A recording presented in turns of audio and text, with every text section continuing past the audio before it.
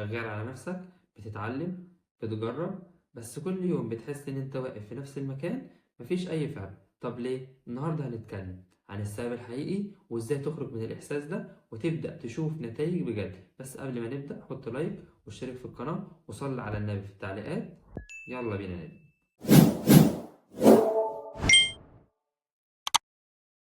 الجزء الاول معانا ليه بتحس انك مش بتتقدم. رقم واحد، التقدم بطيء. المشكلة إن أنت متوقع تغيير سريع، بس النجاح مش بيحصل فجأة، النجاح بيحصل كل يوم بس أنت مش واخد بالك. عامل زي واحد بدأ يروح الجيم فبيبص لنفسه كل يوم في المراية فما بيلاقيش تغيير، ما بيلاقيش تغيير ملحوظ. فهنا هو لازم يبص على صورته من 3 شهور، من 6 شهور، من سنة، هيحس بالفرق وهيحس بالتغيير. فأنت هنا لازم تبص على الصورة الكبيرة، ما تبصش على اللي حصل النهاردة بس.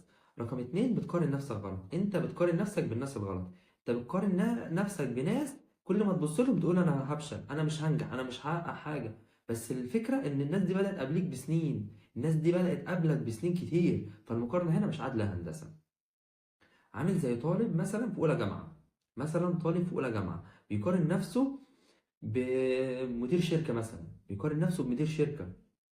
فمدير الشركه ده مثلا عنده 35 سنه، عنده 40 سنه، في فرق خبره 20 سنه، في فرق خبره 20 سنه. يقول لك انا مش هحقق حاجه، انا عمري ما هوصل ليه، انا عمري ما هبقى كده. طب انت ليه بتقول كده؟ انت بتقارن نفسك بيه ليه؟ انت هنا المقارنه مش عادله تماما، مش عادله اطلاقا.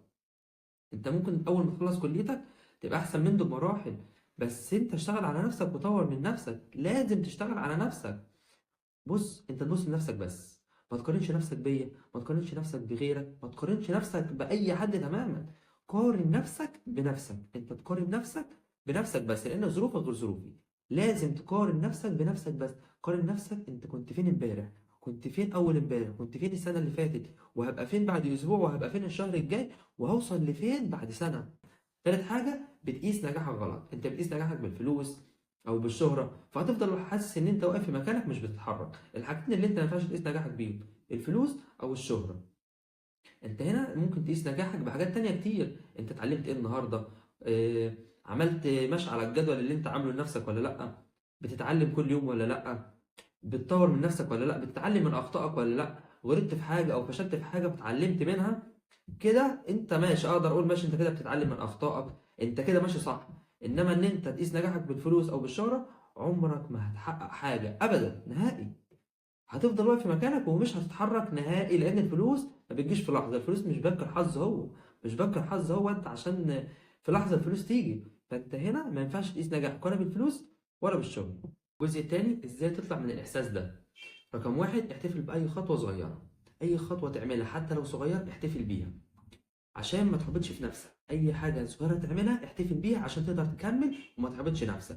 مثلا لو بدات تتعلم لغه جديده وحفظت 10 كلمات، حتى لو انت لسه مش بتتكلم بطلاقه، احتفل بده. لازم تحتفل بده، لان انت لما تحتفل بيه هتكمل بعد كده. تاني حاجه، التزم بمبدأ ال1% كل يوم. لو انت طورت من نفسك كل يوم 1%، بعد سنه هتبقى شخص تاني تماما يا هندسه، هتبقى شخص تاني تماما. مثلا لو انت كل يوم قرأت صفحتين في كتاب، بعد شهر خلصت الكتاب، بعد سنة واحدة هتبقى خلصت 12 كتاب. فده إنجاز. استمرارية بقى هي اللي هتعمل ده. إنما لو أنت قرأت النهاردة صفحة أو قرأت النهاردة كتاب ونمت ما عملتش حاجة بعد كده، هتحبط ومش هتشتغل ومش هتكمل. تالت حاجة، ما تستعجلش النتيجة، إياك تستعجل النتيجة. النجاح محتاج وقت، النجاح محتاج وقت، النجاح رحلة، فاستمتع بالرحلة، ما تستعجلش الوصول. لو انت زرعت شجرة مش هتجني ثمارها تاني يوم، هتقعد فترة طويلة، هتقعد كذا شهر لحد ما تبدأ تجني ثمارها. فانت حط مثال الشجرة ده قدام عينك، مش هتاخد كورس تبقى ناجح بكرة الصبح، مش هتحصل ابدا. النجاح مش لحظة، النجاح رحلة، فاستمتع بالرحلة وما تحبطش نفسك. وهنا نكون وصلنا لنهاية الحلقة. حط لايك واشترك في القناة وصل على النبي في التعليقات. الحلقات الجاية هتفرق معاك. السلام عليكم.